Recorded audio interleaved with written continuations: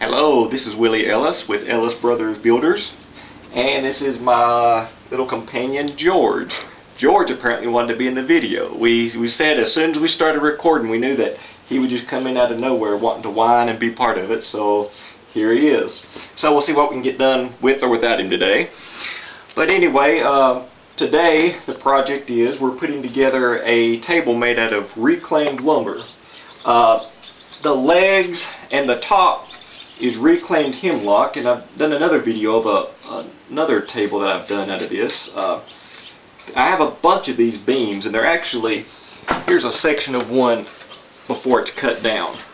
These are approximately, they're almost 4 inches thick, almost 14 inches wide, and they're actually 16 foot long. And these are just some that I had that I've got cut down and worked down to make some legs out of. Now the story behind these, I was told these were part of an old schoolhouse.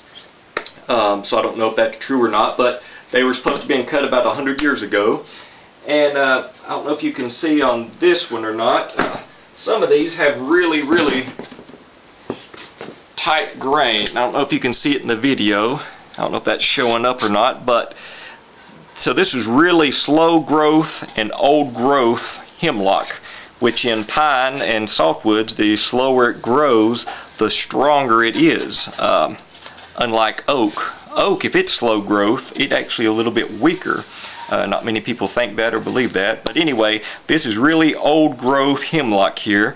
And if this was cut 100 years ago, and you can see how big these beams are, these beams are, I would say the trees were at least 150 years old, some of them maybe 200 years old. And if it was cut 100 years ago, then that dates these trees, they were alive probably 300 years ago, probably before we even became a nation. So anyway, it's just neat to think of the history behind these trees. And part of this, like this lumber here, this is actually some poplar.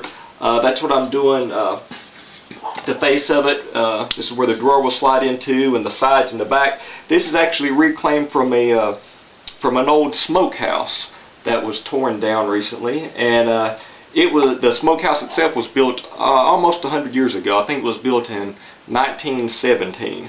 So once again, if these trees were, say they were 100 years old, then that puts the wood back to even 200 years ago. So anyway, there's a lot of history just in the wood. Now one thing working with reclaimed lumber, it takes about, I would say at least 3 times as long, because you know you've got to look for rotten spots. You know, you can't use any weak areas, any cracks. You've got to watch out for nails. You know, so there's a lot that you've got to do. There's a lot of prep work that goes into using reclaimed lumber, but the result I think is definitely worth it. That's why reclaimed material, furniture built out of it, does cost more, and it's, believe me, if you've ever worked with it, you would know that it's definitely worth it.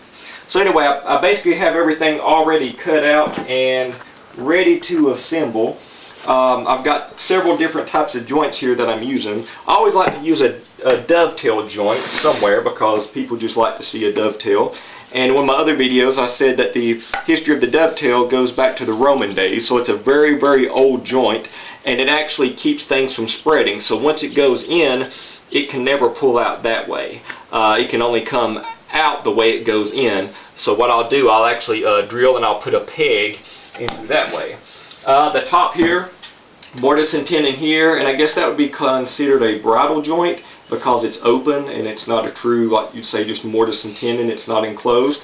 So anyway, I've already have these glued up, and I'm going to peg these together, make sure I have everything the right